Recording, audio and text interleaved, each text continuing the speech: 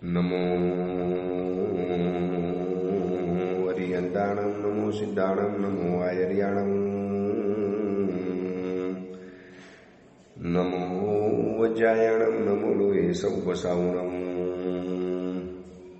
એસો પંચનમુકારો સૌ પાવપણાસણો, મંગલાણમ ચ સૌવેસી બ્રહ્મમ વૈ મંગલમ, મંગલમ ભગવાન વીરો, મંગલમ ગૌતમ પ્રભુ, મંગલમ સ્થૂલભદ્રાદ્યા, જૈન ધર્મોસ્તુ મંગલમ. પરમ તારક પુરુષદાનીય શ્રી શંખેશ્વર પાસનાર ભગવાનના પરિસરની અંદરમાં જાણે કે પ્રભુના દરબારની અંદરમાં બેઠેલા હોઈએ એટલા નજીક ઉપાશયની અંદરમાં પ્રભુની બાજુની અંદરમાં રહેવા માટે મળ્યું. પ્રભુનું પરિસર અને અમારું ઉપાશ્રય એક જ જગ્યાની અંદરમાં.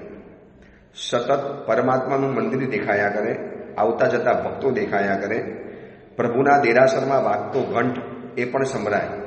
પ્રભુના દેરાસરની અંદરમાં કોઈ ભક્ત ઉચ્ચ સ્વરે ભક્તિ કરતા હોય, સ્તવન ગાતા હોય, ગીતો ગાતા હોય એ પણ સંભળાતા જાય. સતત સવારના ઉઠીએ અને રાતના આંખ મીચાય ત્યાં સુધીની અંદરમાં પ્રભુના અસ્તિત્વને જાણે કે આસપાસ અનુભવવા માટે મળતું હોય એવું સરસ મજાનું દિવ્ય વાતાવરણ. એમાં એક અનુભવ તો બહુ સુંદર થયો. આ સુધીની અંદરમાં સાંભળેલું હતું કે શંખેશ્વર પાસનાર પરમાત્માનો ભંડાર એક મહિનાની અંદરમાં છલોછલ છલકાઈ જાય છે. એટલો બધો છલકાઈ જાય છે કે એનો એક ફિગર હું તમને આ જાહેરના ઓડિયો પ્રવચનની અંદરમાં નથી કહી શકતો. આ બધું સાંભળેલું હતું કે 100, 125, 150, 200 યુવકો બરોબર સમયસર શિસ્તબદ્ધ રીતે ભગવાનના ભંડારને ગણવા માટે આવી જાય.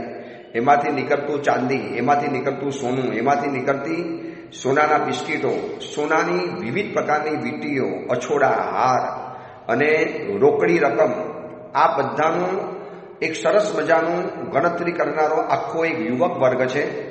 અને એ બધું સાંભળેલું હતું, પરંતુ આ બધું જ જોવા માટે મળ્યું ગઈકાલે સવારના સમયની અંદરમાં. ગઈકાલે લગભગ 9-10 વાગે યુવકો જ્યારે બોલાવવા માટે આવ્યા અને દેરાસરના ભમતીના મોટી ભમતી, બહારની મોટી ભમતી જ્યાં કેસર સુખડ વગેરે મળે છે, જ્યાં ફૂલ વગેરે મળે છે, એ જગ્યાથી આગળ વધો એટલે એક મોટો હોલ છે. એ હોલની અંદરમાં લગભગ આ બધા જ યુવકો વ્યવસ્થિત ગોઠવાઈ ગયેલા હતા અને પ્રભુના 6 ભંડાર ખાલી કરી અને ત્યાં બધા રકમો લાવવાની અંદરમાં આવેલી હતી. સિસ્ટમેટિક સાથે એક સાથે મોટો ઢગલો થાય, એમાંથી 50-50ની નોટ અલગ કરીને ગણવા માટે આપી દેવાય, 100ની નોટ અલગ આપી દેવાય, 500ની નોટો અલગ કરીને આપી દેવાની અંદરમાં આવે, પછી 50ની નોટ, 10ની નોટ, 20ની નોટ, આ બધાનું પહેલા બાયફર્કેશન થઈ જાય. પછી અર્ચુરન પરચુરન જે આવ્યું હોય એ બધું અલગ પડી જાય. આ બાજુ ચાંદી, સોનું, ડોલર વગેરે જે આવ્યા હોય એ બધું જ અલગ પડી જાય. લગભગ વિશ્વભરની બધી જ જાતની કરન્સી ભગવાનના ભંડારમાંથી નીકળેલી જોઈ સગી આંખે નજરો નજર. આ સુધીની અંદરમાં સાંભળેલું હતું. અને એ આખો રૂમ જાણે કે પૈસાનો ડુંગર છલકાઈ ગયો હોય ને, પૈસાનો ડુંગર. એ દ્રશ્ય ગઈકાલે જે રીતે જોયું અને આંખ જાણે કે ભીની થઈ ગઈ. શું શંખેશ્વર પાસનાર ભગવાનનું અચિંત્ય પુણ્ય છે. આ ધરતીનો એક અપૂર્વ મહિમા છે. આ દેરાસરની અંદરમાં બેઠેલા સેન્ટર ઓફ એટ્રેક્શન, સેન્ટર બિંદુ છે, આકર્ષણનું જે કેન્દ્ર બિંદુ સમાન એક શંખેશ્વર પાસનાર ભગવંત. ભંડારમાંથી નોટોની નોટો નીકળે, સોનું નીકળે, ચાંદી નીકળે, સિક્કા નીકળે, સોનૈયા નીકળે, જાત જાતની કરન્સીઓ નીકળે. અને આ બધાનો ફિગર સાંજ પડે બરોબર આવી જાય. અને મેં પૂછ્યું, ગુરુદેવ આ ફિગર છે, જાહેરમાં નથી બોલી શકતો, એ અપેક્ષાએ જો જોવાની અંદરમાં જઈએ તો વર્ષે દાડે શંખેશ્વરની અંદરમાં બસ હું તમને એટલું કહી શકું કે ફિગર સાંભળ્યા પછી આંખો આશ્ચર્યથી પોરી થઈ જાય, મોઢું ખુલ્લું ને ખુલ્લું રહી જાય. ઓર હિન્દીમાં કહેવાય ને ભોચક્કા સા રહી ગયા, એકદમ આશ્ચર્યચકિત થઈ જાય માણસ. ક્યારેક રૂબરૂ મળશો તો તમને ફિગર કહી શકું. જાહેરમાં તો આ ફિગર મારાથી બોલાય એમ નથી.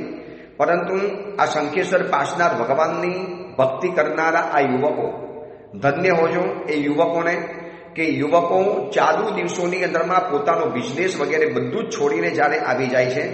છેલ્લા 25 વર્ષથી આ રીતે યુવકો ભંડાર ગણે છે. ભંડાર ગણવાની અંદરમાં મુખ્ય જેમની આગેવાની છે એવા કલ્પેશભાઈ, જયેશભાઈ ભણસાલી, આ બધાએ મને વાત કરી. ગુરુદેવ, પહેલો ભંડાર જ્યારે ગણ્યો 20-25 વર્ષ પહેલા, ત્યારે એ વખતે આટલી આવક થતી હતી અને ધીરે ધીરે આવક વધતી ચાલી. એ પહેલો ફિગર જે બતાવ્યો અને આજનો ફિગર જે સાંભળ્યા પછી દિલ કાબુની અંદરમાં ન રહે, હૃદય ધડકવાની અંદરમાં આવી જાય, રૂવાડા ખડા થઈ જાય. અને આ બધા જ યુવકોને લાવવાની, લઈ જવાની જવાબદારી, બધા જ યુવકોને ઉતારવાની જવાબદારી, દરેક યુવકોની સવારની નવકાશી અને બપોરનું ભોજન, આ બધી જ વ્યવસ્થા, અને એ યુવકોને ડાયરેક્ટ પરમાત્માની પૂજા કરવા માટે મળી જાય, આ બધી જ વ્યવસ્થા આખું એલર્ટ યંગ ગ્રુપ, એની સાથે જોડાયેલા કલ્પેશભાઈ, જયેશભાઈ, આ બધા જ યુવકો જે અદ્ભુત રીતે વ્યવસ્થા કરે છે. કાબિલે દાદ, ધન્યવાદ આપવાનું મન થાય. એમ થાય કે શું પ્રભુનો આ દરબાર છે.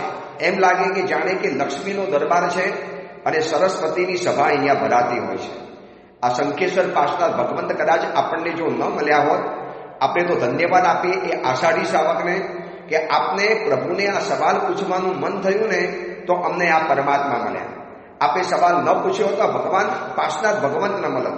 અને બીજા ધન્યવાદ આપીએ શ્રી કૃષ્ણ રાજાને કે તમે નેમિનાર પરમાત્માને સવાલ પૂછો તો અમને આ પરમાત્મા ધરતી ઉપર જોવા માટે મળ્યા. બાકી આ પ્રભુ તો દેવોની દુનિયામાં વિચરતા હતા, આ પ્રભુ તો દેવોના બની ગયેલા હતા. અને ધન્યવાદ આપીએ ત્રીજા નંબરના ધન્યવાદ નેમનાથ ભગવંતને કે જેમને આપણને પાસનાથ ભગવંતને નાગલોકમાંથી લાવવાનું સૂચન આપી અને આ પ્રભુ આપણને અર્પ્યા, આ પ્રભુ આપણને ભેટ કર્યા. આખી કથા આપણે જાણી. આ કદાચ ધરતી ઉપર આજે આ શંખેશ્વરનું તીર્થ ન હોત તો હિન્દુસ્તાનના હજારો જિનાલયો કેવી રીતે સાચવી શકાત. ભંડાર ગણનારા બહુ વ્યવસ્થિત સુશાવકોએ જણાવ્યું, ગુરુદેવ, શત્રુંજય તીર્થ અને ગિરનાર તીર્થ આ બંનેની આવક ભેગી કરો, એની સામે 1 વર્ષની અંદરમાં શંખેશ્વર તીર્થની આવક બરાબર થઈ જાય છે. એ 2 તીર્થની ભેગી આવક અને એની સામે શંખેશ્વર તીર્થ એકલાની આવક, ચડાવા વગેરે, ભંડારમાંથી નીકળતા પૈસા વગેરે, સોનું, ચાંદી, હીરા, માણેક. એક તો હીરાનું પેકેટ બતાવ્યું, ગઈકાલે જોવા માટે ગયા. જુઓ ગુરુદેવ, ઉપર લખેલું છે, બસ પ્રભુ આપની કૃપાથી અમારા મનવંચિત સિદ્ધ થયા, આપના ચરણોની અંદરમાં હીરા અર્પણ કરીએ છીએ. શું નથી નીકળ્યું ભંડારમાંથી એ સવાલ છે. ભક્તોએ શું ભગવાનનો ભંડાર ભર્યો છે અને આ જૈનો ભગવાનનો ભંડાર ભરે છે માટે પણ જૈનોના ભંડાર ભરાતા રહે છે. કેવી અદ્ભુત કમાલ છે આ શંખેશ્વર પાસનાથ ભગવંતની. આ સુધીની અંદરમાં આ ભંડાર ગણનારા યુવકોની વાતો સાંભળેલી હતી. ગઈકાલે નજરો નજર આ દ્રશ્ય નિહાળ્યું અને દિલની અંદરમાંથી એક પોકાર ઉઠ્યો કે પ્રભુ ન એસો સાહિબ નહીં કોઈ જગ મેં. જગતની અંદરમાં કદાચ પ્રભુ આપના જેવો કોઈ સાહિબ નહીં હોય. એસો સાહિબ નહીં કોઈ જગ મેં, સેવા કરો દિલ લાઈ. ખરેખર આ પ્રભુની સેવા દિલ લગાવીને કરવા જેવી છે. ચલો, શંખેશ્વરની અંદરમાં રહેલા છીએ, રોજ અવનવા અનુભવો, રોજ અવનવી વાતો, રોજ એક ભક્તોના પરિચય થાય, રોજ પરમાત્માના નવા સ્વરૂપનો અનુભવ કરવા માટે મળે. પ્રભુનું અસ્તિત્વ એટલું બધું ગાઢ છે, એટલું ગંભીર છે, એટલું પ્રભુનું અસ્તિત્વ મીઠું, મધુરું અને મોર પીછ જેવું મુલાયમ અને સુમારું છે. એ પ્રભુના સાનિધ્યની અંદરમાં રહ્યા તો ખબર પડે છે. રોજ પરમાત્માની વાતો કરતા જઈશું અને આપણું જે પ્રવચન ચાલે છે કુવલય માલા ગ્રંથનું માર્ગ ભૂલેલા જીવન પથિકોની પ્રતિબોધ કથા. આજથી 1245 વર્ષ પૂર્વે બનેલો 4 પ્રસ્તાવ અને 17,000 શ્લોકોની અંદરમાં ફેલાયેલો આ કુવલય માલા નામનો ગ્રંથ ક્રોધ, માન, માયા, લોભ અને મોહ, આ 5 દોષોની જે બીમારી લાગુ પડી છે અને એના કારણે જીવો જે ઉન્માર્ગે ગયા છે, માર્ગ ભ્રષ્ટ બની ગયા છે, જીવો જે ખોટા માર્ગે ચાલી ગયા છે, એ બધાને સાચા માર્ગે લાવવા માટે જાણે કે કટિબદ્ધ બનેલો આ ગ્રંથ છે. અને કથાઓ દ્વારા આપણને એક વાતો સમજાવતા જાય છે. કથા આપણે ત્યાં સુધી પહોંચેલી હતી કે કુવલય ચંદ્રકુંવર કુવલય માલાને પ્રતિબોધ કરવા માટે નીકળ્યા છે અને જંગલોની અંદરમાં વિવિધ અનુભવને કરતા અનેક વ્યક્તિઓને મળતા, અપાર આશ્ચર્યનો અનુભવ કરતા, વિવિધ વિસ્મયોને જોતા જોતા જોતા પલ્લીપતિ પોતાના ત્યાં લઈ ગયા અને પલ્લીપતિની જે સજાગતા, એની સાવધાની, એનો જીન ધર્મ પ્રત્યેનો પ્રેમ, એની પરિણતિ, એનું આંતરજગત, આ બધું જ જોયા પછી કુંવરને એમ લાગ્યું, કુવલયચંદ્ર કુંવરને, ક્યાં એની બાહ્ય જિંદગી અને ક્યાં એનું અભ્યંતર સ્તર. એટલે એને આત્મકથા જાણવાની ઈચ્છા વ્યક્ત કરી અને પલ્લીપતિએ આત્મકથા શરૂ કરી છે. બે ભાઈઓ છે, રત્ન મુગટ રાજા, દર્પફલીય અને ભુજફલીય, આ બંને રાજકુમારો છે. અને અમારા જે પિતાજી હતા, આ પોતે કહે છે કે અમારા જે પિતાજી હતા, પિતાજી તો પ્રત્યેક બુદ્ધ બની ગયા, સંયમ જીવનના માર્ગે નીકળી ગયા અને અચાનક જ બસ એમને આ પતંગિયાનું નિમિત્ત મળ્યું અને એમનો આત્મા જાગી ઉઠ્યો. અને જાગી ઉઠ્યું એટલા માટે છે કે વર્ષોથી ધર્મક્રિયા કરતા કરતા કરતા કરતા એક એવી પરિણતિનો સ્ટોક તૈયાર થાય છે. અંદરમાં પરિણતિ એવી ક્રિએટ થતી હોય છે કે એક નાનકડા નિમિત્તની ચિંગારી મળે અને સીધો જ વૈરાગ્યનો વિસ્ફોટ એવો થઈ જાય, એવો વૈરાગ્યનો અંદરમાંથી અગ્નિ ભભૂકવા માંડે કે જેની સામે સંસારના બધા જ આકર્ષણ, પ્રલોભન બળીને ખાખ થઈ જાય. પ્રત્યેક બુદ્ધ મુનિવાર પરિવાર ઉલટાનો સમજાવવા માટે આવેલો હતો, તો એમને પરિવારને સમજાવી દીધો, હવે જીન ધર્મના રાગી બનો, જીન ધર્મના અનુયાયી બનો. શ્રમણ નથી બની શકતા તો શ્રાવક ધર્મનો સ્વીકાર કરો અને શ્રાવક ધર્મના આચારોનું પાલન કરો. શ્રમણ ધર્મ, શ્રાવક ધર્મ અને દેશના બહુ દીર્ઘ દેશનાની અંદરમાં બધી જ બાબતો સમજાવી અને જતા જતા છેલ્લે દરેક જણાને કહીને ગયા, દેખો લાસ્ટ તમને વાત કરીને જઉં છું, જન્મ, જરા, રોગ, ક્લેશ આ બધાથી ઉભરાતો આ સંસાર છે અને એ બધાની અંદરમાં જીન વચનને છોડીને જગતમાં બીજું કોઈ શરણ નથી. જીનેશ્વર પરમાત્માના વચનોના શરણની અંદરમાં જજો તો તમારા આ ક્લેશ સંક્લેશના સમયની અંદરમાંથી સાંત્વન આપશે. બાકી આ સંસાર ક્લેશ, દુઃખ, ઉપદ્રવ, આપત્તિ, વિવિધ પ્રકારની જાત જાતની બીમારી, રોગો આ બધાથી ઉભરાતો આ સંસાર છે. કયા સમયની અંદરમાં શું ઘટના બની શકે છે કશી જ ખબર નથી.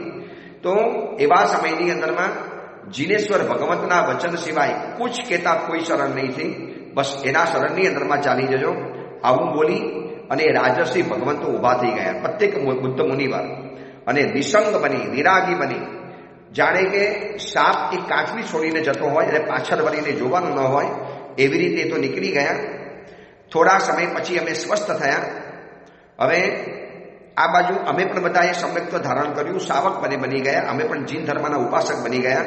અમે પણ જીવનની અંદરમાં જીન ધર્મની શરૂઆત કરી દીધી અને ધર્મ હવે એ જ તારણહાર છે. હવે ધર્મ જ કરવા લાયક છે. આ વાતની પ્રતિષ્ઠા અમારા પિતાજીના ધર્મ નિષ્ઠાથી બધાના મગજની અંદરમાં ઘર કરી. ઘરે આવ્યા, મંત્રીઓની મીટિંગ ભરાઈ કે કયા રાજપૂતને રાજ્ય સોંપવું છે. અને એ વખતે અમારા પિતાજીના એક ભાઈ છે અયોધ્યાની અંદરમાં, રાજા ધડવર્મા, એમને ત્યાં અમે દૂત મોકલ્યો, અમારા પિતાજીના મોટા ભાઈ, અને ત્યાં દૂત મોકલીને એમની આજ્ઞા મંગાવી કે રાજ્ય કોને સોંપવું છે. તમારા નાના ભાઈ તો સંયમ જીવનના માર્ગે નીકળી પડ્યા છે પ્રત્યેક બુદ્ધ બનીને, અને ત્યાંથી એમને આજ્ઞા મોકલાવી કે પ્રથમ પુત્ર જે દર્પફલીય છે એનો રાજ્યાભિષેક કરી લો. આમ પણ પરંપરા મુજબ મોટા પુત્રને રાજ્ય મળતું હોય છે અને દર્પફલીય એના માટે યોગ્ય છે, સંપૂર્ણ યોગ્ય છે. અને એ રાજપુત્રને તમે રાજા બનાવી દો અને બાહુફલીયને યુવરાજ બનાવી દો. બધાએ તહત્તી કરી દીધું. તથાસ્તુ વાત સ્વીકારી દેવાની હોય છતાં પણ હવે રાજકીય ખટપટ હવે શરૂ થઈ ગઈ. અને કુવલે માલા ગ્રંથની અંદરમાં જે આ રાજકીય ખટપટની જે વાતો આવે છે ને, મોટા ભાગના શ્રીમંત પરિવારોની અંદરમાં જેની પાસે પૈસો છે, અમીરી છે, ત્યાં આવા ખટપટ, આવા ષડયંત્રો, આવા કાવાદાવા, આવી સાજીશ ભયંકર પ્રમાણની અંદરમાં ચાલતી હોય છે.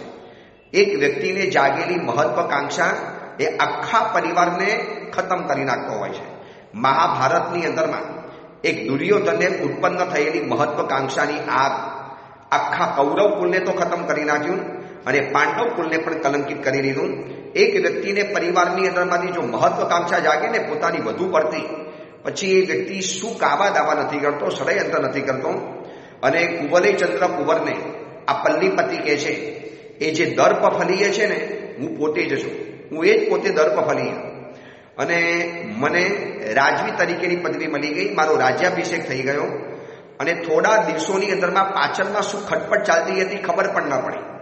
અને ઘણી વખત એવું હોય છે કે ખટપટ કરનારી વ્યક્તિ જીતતી હોય છે ને, એ પોતાની જીતનું ગુમાન કરે છે, પણ હકીકતની અંદરમાં સામેની વ્યક્તિ તમારી ઉપર એટલો બધો વિશ્વાસ કરતી હતી ને, માટે એને તમારા માટે આવું વિચારી ન શક્યા. એટલે તમારી કપટની જીત નથી, એ વ્યક્તિના વિશ્વાસની જીત છે. એ વ્યક્તિએ કદાચ તમારી ઉપર આંધળો વિશ્વાસ ન કર્યો હોય, તમને શંકાશીલ નજરે જોયા હોય, તમારી ઉપર એને ડાઉટ કર્યો હોય, એમને તમારી તપાસ કરાવી તો સત્ય બહાર આવી જાત, પણ એને વિચાર સુદ્ધા નહોતો આવ્યો. અને કુંવલેચંદ્ર કુંવરને કહે છે કે હું દર્પફલીએ જ્યારે રાજા બન્યો અને મારી પીઠ પાછળ શું ષડયંત્ર રચાઈ ગયું, મારી પીઠ પાછળ એટલી મોટી એક સાજિશને આકાર આપવાની અંદરમાં આવ્યો. એક મંત્રીને ફોડી નાખ્યો, એક વૈદ્યને ફોડી દેવાની અંદરમાં આવ્યો. અને બાહુફલીયની જે માતા હતી, આ માતાએ આ બધી જ ખટપટની એને શરૂઆત કરી દીધી કે મારા દીકરાને રાજ્ય કેમ ન મળે, કેમ દર્પફલીય રાજા બની જાય તો મારો દીકરો પણ થોડો કમ છે, બાહુફલીય એ પણ દીકરો થઈ શકે એમ છે. જોકે મને એવો વિચાર સુદ્ધા પણ નથી આવ્યો. કદાચ ત્યાંથી એવું કેવડાયું હોત ને અમારા કાકા ઢળવરમાં રાજાએ કે ચલો બાહુફલીયને રાજ્ય આપી દેજો, તો મેં પણ વાત સ્વીકારી લીધી હોત. એક જ છે ને, ઉપરથી જે આજ્ઞા આવી એની આજ્ઞા સ્વીકારી લેવાની. મને ખબર નહીં કે બાહુફલીયની માતાને આટલી બધી મહત્વકાંક્ષા હશે કે મારો દીકરો રાજા બનવો જોઈએ.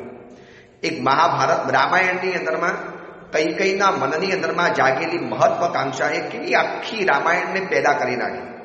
અને મહાભારતની અંદરમાં દુર્યોધનની ઉત્પન્ન થયેલી માનાકાંક્ષા અને મહત્વકાંક્ષા એને કેવી આખા કૌરવ કુલની પથારી ફેરવી નાખી, કૌરવ કુલની ઘોર ખોદી નાખી, બધાના રાજકુલોને ખતમ કરી નાખ્યા. બસ અહીંયા એ જ ઘાટ બન્યો. મારી પીઠ પાછળ બાહુફલીયની માતા એને એક મંત્રીને ફોડી નાખ્યો અને એક વૈદ્યને ફોડ્યા. અને વૈદ્યને કીધું કે એવી એક તમે દવા બનાવી આપો, તમે એવું એક ઔષધ તૈયાર કરી આપો જે દર્પફલીય રાજાને ખવડાવવાની અંદરમાં આવે અને રાજા ઉન્મત્ત બની જાય, ગાંડો બની જાય, જેને કોઈ શાનભાન ન રહે, એની બુદ્ધિ ખતમ થઈ જાય, એનું તેજ ખતમ થઈ જાય, એ માત્ર શરીર માણસનું રહે અને બધી જ ચેષ્ટા વર્તન એનું પશુથી પણ ખરાબ થઈ જાય. ખાવું પીવું સૂવું, પછી લેટ્રિન બાથરૂમ નાવા ધોવાની કોઈ કહેતા કોઈ એને સમજણ ન પડે. અને વૈદ્યને કેટલા બધા પૈસા આપીને ફોડી નાખ્યા. અને વૈદ્યે પણ એવી જડીબુટ્ટીઓ તૈયાર કરી, એવું વિચિત્ર જાતનું રસાયણ તૈયાર કર્યું. અને ફોડેલો જે એક મંત્રી હતો એ મંત્રી દ્વારા એક ફલની અંદરમાં તૈયાર કરી અને મદિરાની અંદરમાં મિશ્રણ કરી અને આખું મદિરાનું મિશ્રણ તૈયાર કર્યું. અને એ મિશ્રણને આવા મંત્રી દ્વારા, હવે મંત્રી આપે એને વિશ્વાસથી લઈ લેવું પડે, એટલે કીધું ને કે દગાખોરને પણ છેવટે સહારો તો વિશ્વાસનો જ લેવો પડતો હોય છે. જો એ દગાખોર દગાથી કરવા માટે જાય ને તો કદાચ વાત ફૂટી જાય. એટલે કેવી વિચિત્ર વાત છે, વિશ્વાસઘાત કરવા માટે પણ પહેલા તમારે વિશ્વાસ શું બનીને તમારે એ વ્યક્તિની પાસે જવું પડે છે, તો તમે એનો વિશ્વાસઘાત કરી શકશો ને. એ વ્યક્તિ તમારી ઉપર વિશ્વાસ મૂકે, યકીન કરે, તમારી ઉપર બિલકુલ એકદમ ટ્રસ્ટ કરી લે, અને પછી તમે એને પીઠ પાછળ દગો આપી દો. હવે વૈદ્ય વર્ષોથી હતો અમારા રાજ્યનો, મંત્રી તો વર્ષો જૂના મંત્રી છે. અમારા પિતાજીના વખતની અંદરમાં કોઈ વિચાર સુદ્ધા પણ ના આવે. અને કીધું કે એક નવી જાતની મદિરા આવી છે રાજન, થોડીક ચાખવા જેવી છે, થોડીક ચાખવો, પરદેશમાંથી કોઈ લઈને આવેલું છે. અને મદિરા મેં જે ચાખી અને આ વાપરીને ખાધા પછી હું જેવો રાતના સમયની અંદરમાં સૂઈ ગયો અને સવારના ઉઠ્યો એટલે આખા મારા શરીરની અંદરમાં વિકારો પેદા થઈ ગયા. આંખનું તેજ પહેલું ખતમ થઈ ગયું, કાનથી સાંભળવાનું મારું બંધ થઈ ગયું, નાકની ગંધ જ ખતમ થઈ ગઈ, કોઈ અંદરમાંથી સ્મેલ જેવી ચીજ જ ના આવે, શરીરનો સ્પર્શ અનુભવી ન શકતો નહોતો, મારી જીભ લથડિયા ખાય, જીભથી બોલી ન શકું, જીભ જાડી થઈ ગઈ, ન ભોજન લઈ શકું, મને ભોજનની સ્વાદ પણ મારો ખતમ થઈ ગયો, બુદ્ધિ મારી બેર મારી ગઈ, મારી મતિ ભ્રષ્ટ થઈ ગઈ, મારું શીલ સ્થગિત થઈ ગયું, હું શરમ વગરનો બની ગયો. અને કપડાં કાઢી નાખું, નગ્ન બનીને ફર્યા કરું, પછી રોડ ઉપર જેમ તેમ ફરું, કોઈને ક્યારેક પણ ગારો આપી દઉં, ક્યારેક અચાનક હસું, ક્યારેક અચાનક નાચવા માંડું, ક્યારેક ચાલતા ચાલતા પડી જાઉં, ક્યારેક શેરીની અંદરમાં રખડવા માંડું, લોકો વિચાર કરે કે આપણા રાજાને શું થઈ ગયું છે, ધૂળવાળા ચીથરા એવા કપડાં મારા બની જાય, કોઈ મને પકડીને આવે હું વળી પાછો દોડવા માંડું, કોઈ વખત મારા શરીર ઉપર ધૂળ ચોપડું, કોઈ વખત કાદવ ચોપડું, કોઈ વખત ઘોડ ઉપર જઈને સૂઈ જાઉં, કોઈ વખત હાથની અંદરમાં ભીખ માગીને ખપ્પર ધારણ કરીને ભીખ માગવાની અંદરમાં જાઉં, કોઈ વખત વસ્ત્ર પહેરું, ક્યારેક નગ્ન થઈ જાઉં, ગમે ત્યાં રખડતો. સમજો ને કે માત્ર એક પશુ કરતા પણ બદતર જિંદગી મારી બની ગઈ. આ મારી ઉપર ઔષધિનો પ્રયોગ કરવાના કારણે મને કોઈ ખબર જ નથી પડતી કે હું શું વર્તન કરું છું. મને ખુદને ખબર નથી પડતી. કપડાં પહેરું ન પહેરું, ગાર આપું, બોલાચાલી કરું, જેમ તેમ કરું. એટલે પછી બાહુફલીયાની માતાએ કીધું કે રાજ્ય તો આવો રાજા ન કરી શકે. હવે આ બધો રાજા તો ગાંડો થઈ ગયો છે, ઉન્મત્ત બની ગયો છે. અને બાહુફલીયાની માતાએ એટલી બુદ્ધિપૂર્વક, અને યાદ રાખજો, જે દગો બુદ્ધિપૂર્વક આચરાય છે ને એ મહાભયંકર ગુનો બની જાય છે. વિશ્વાસુ વ્યક્તિને ઠગવા માટે એને એટલા વ્યવસ્થિત પ્લાન સાથે એટલું વ્યવસ્થિત ષડયંત્ર બનાવેલું હતું, કોઈને વિચાર સુદ્ધા પણ ના આવ્યો કે અચાનક રાજાનું શરીર આવું કેમ થઈ ગયું, કેમ રાજા આટલો બધો ગાંડો ઉન્મત્ત અને પશુ જેવો, આમ સાવ ઢોર જેવો બની ગયો. કોઈ કિસી કો પતા નહીં ચલા. હું રાજા હતો, ભણેલો છું, શસ્ત્ર હાથમાં પકડી ન શકું, જાણે કે મારી બધી જ બુદ્ધિ મેર મારી ગઈ. અર્ધશૂન્ય વાક્યો બોલતો હતો અને મારી પાછળ પાછળ બાળકો ફમે. ગામ, નગર, ખાન, પટ્ટન, આરામ, દેવકુલ, સરોવર, તલાવ, 3 રસ્તા 4 રસ્તા, રાજ્યનો માર્ગ, જ્યારે ત્યાં હું ફર્યા કરું, રખડ્યા કરું, હરાયા ઢોરની જેમ. છેલ્લે મને પરભ્રષ્ટ કરવાની અંદરમાં આવ્યો. મને ખુદને ખબર નથી કે હું રાજા છું કે મને રાજા ઉતારી રહ્યો, અને બાહુફલીયાને રાજા તરીકે મૂકી દેવાની અંદરમાં આવ્યો. અને રાજમહેલમાંથી એક દિવસ હું ક્યારે જંગલમાં આવી ગયો મને ખુદને ખબર નથી. કદાચ મારી પાછળ કોઈએ તપાસ પણ નથી કરી. હું એક દિવસ એવી જગ્યાની અંદરમાં પહોંચી ગયો કે જ્યાં ચારેકોર પર્વતોના શિખરોની વચ્ચે હું ઘેરાઈ ગયેલો હતો. ચાલતો જ ગયો. વસ્ત્ર પહેર્યા કે ન પહેર્યા એનું પણ મને ભાન નહોતું. શિયાળો છે, ઉનાળો છે, ચોમાસું છે એનું પણ મને ભાન નહોતું. હું ખાધું છે કે નથી ખાધું એ પણ મને ખબર નથી. બસ ઉન્મત્તની જેમ ચાલ્યા જ કર્યો. એમાં પર્વતોની વચની શ્રેણીની અંદરમાં પહોંચી ગયો.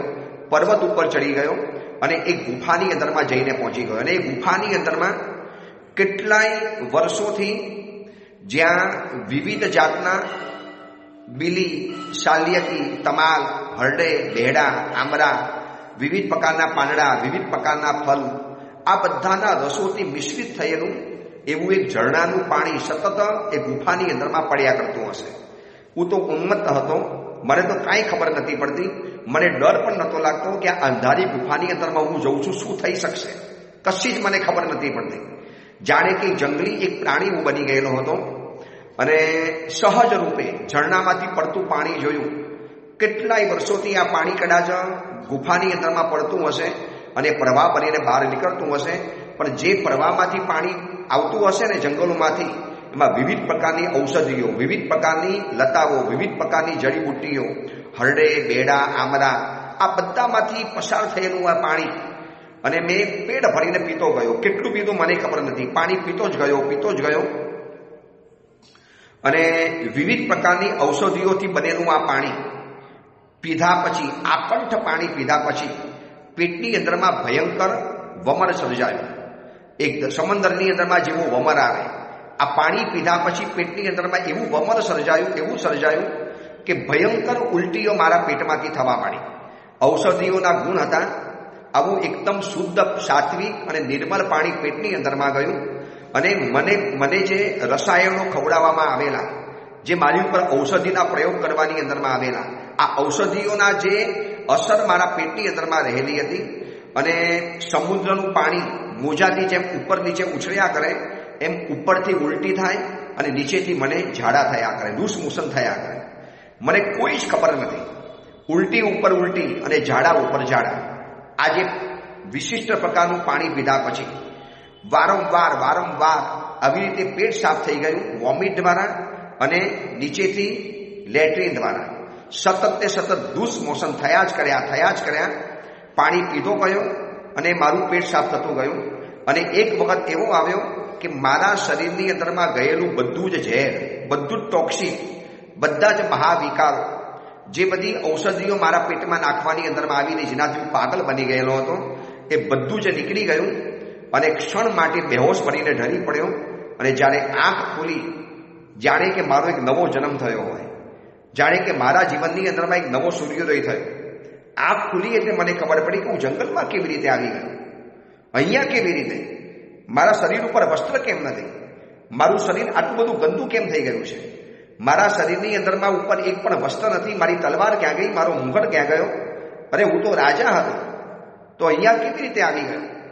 આ બધું જ મારા મનની અંદરમાં મનોમંથન ચાલ્યું.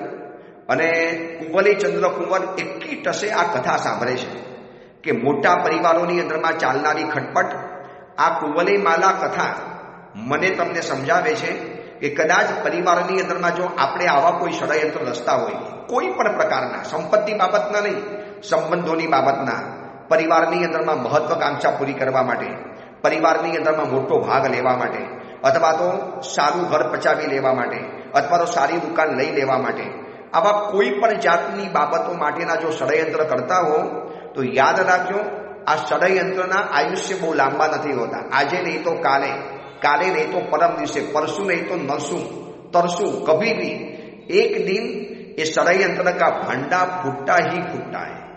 શરૂઆતમાં ખબર નહીં પડે, શરૂઆતમાં કોઈને ખબર ન પડી કે આ દર્પ ફલિયાની સાથે બહુ મોટો અન્યાય થયો છે, એની સાથે વિસરની એક સાજિશ રચવાની અંદરમાં આવી છે, એની સાથે ભયંકર એક અપરાધ રચાઈ ગયો છે. નિર્દોષ વ્યક્તિને ઉપર આવો કામણ ટુમણ અને મારણનો પ્રયોગ કરી દેવાની અંદરમાં આવ્યો અને એ યુવાન રાજાની આખી જિંદગી બરબાદ કરી દેવાની અંદરમાં આવી. શરૂઆતમાં કદાચ જીત મળી જશે, ખબર પણ નહીં પડે.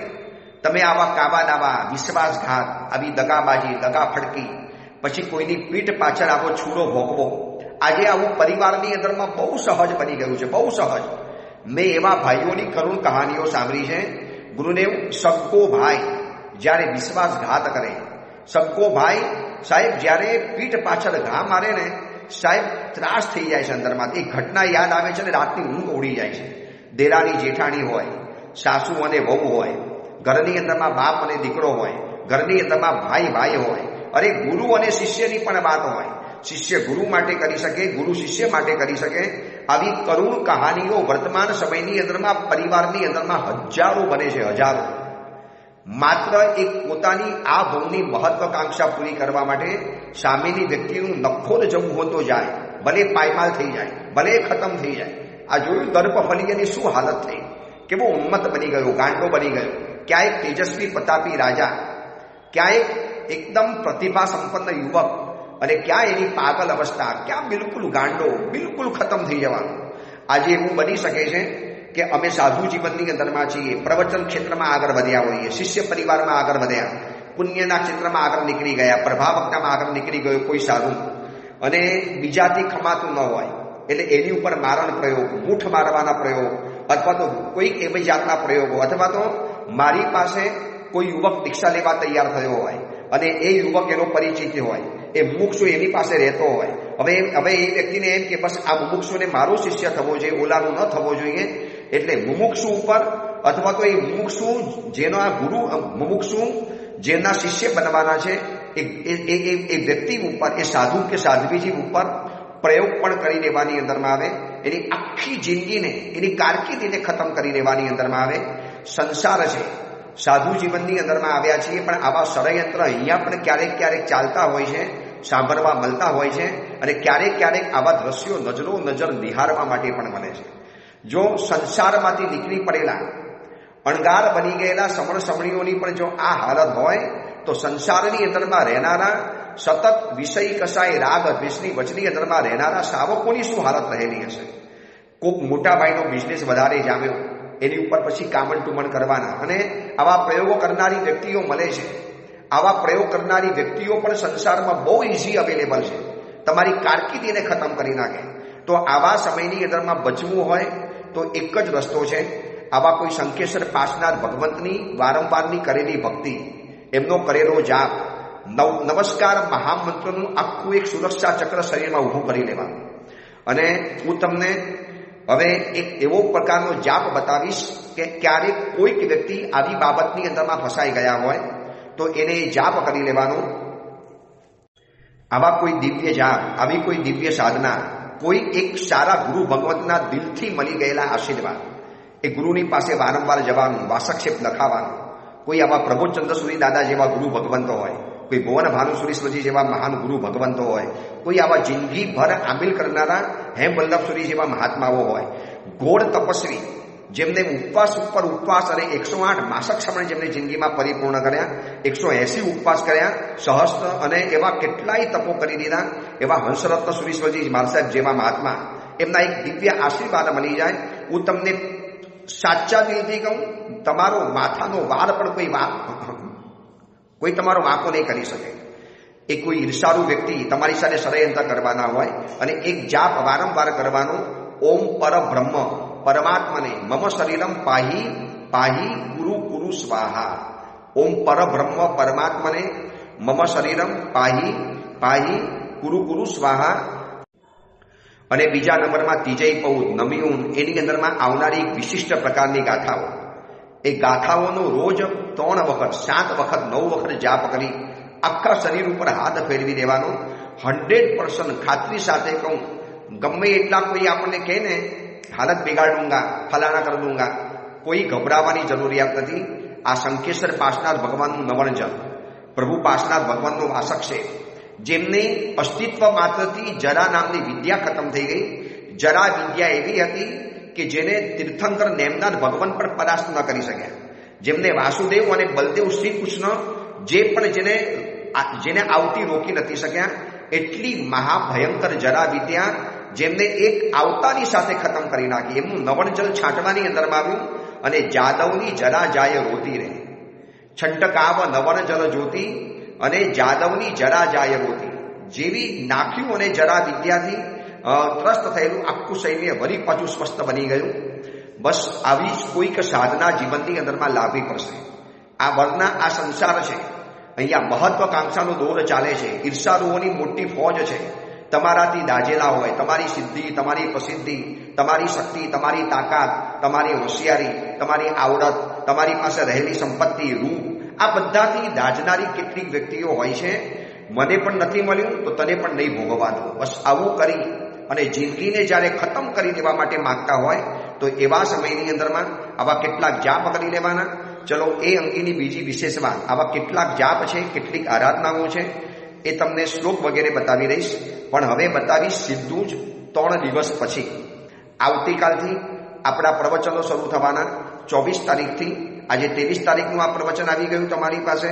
24, 25 અને 26 આ 3 દિવસ પ્રભુ પાર્શ્વનાથ ભગવંતની 8મ તપની આરાધના, પ્રભુ પાર્શ્વનાથનું દીક્ષા કલ્યાણ અને પ્રભુ પાર્શ્વનાથનું જન્મ કલ્યાણ. અને એને અનુલક્ષીને આ 3 દિવસના 8મ છે.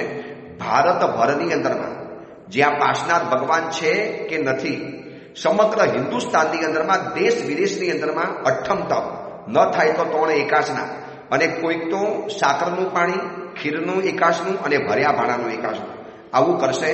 તો આપણે પણ આ પાર્શ્વનાથ ભગવાનની આરાધના કરવી છે.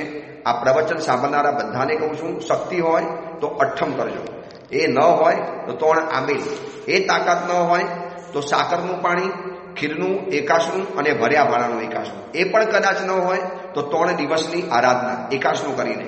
એકાસનું પણ નથી થતું તો 3 દિવસ પાર્શ્વનાથ ભગવંતની વિશિષ્ટ સાધના. આવી સાધના આપણને આવા કામણટુમણમાંથી બચાવતો જાય. દર્પ ફલીય ઉપર થયેલો જે પ્રયોગ અને એની જિંદગી જે આખી ખતમ થઈ ગઈ, હવે કહાની શું આગળ વધે છે, કેવો એમાંથી ટ્વિસ્ટ વગેરે આવે છે, એની વાત હવે સીધી જ આપણે 24, 25, 26 નહીં પણ સીધું 27, 28 તારીખે આ સીધી વાત આવશે. એ જ મંગલ કામના, મંગલ ભાવના. જેના આજ્ઞા વિરુદ્ધ કાંઈ પણ બોલાયું હોય તો મિચ્છામી દુક્કડમ.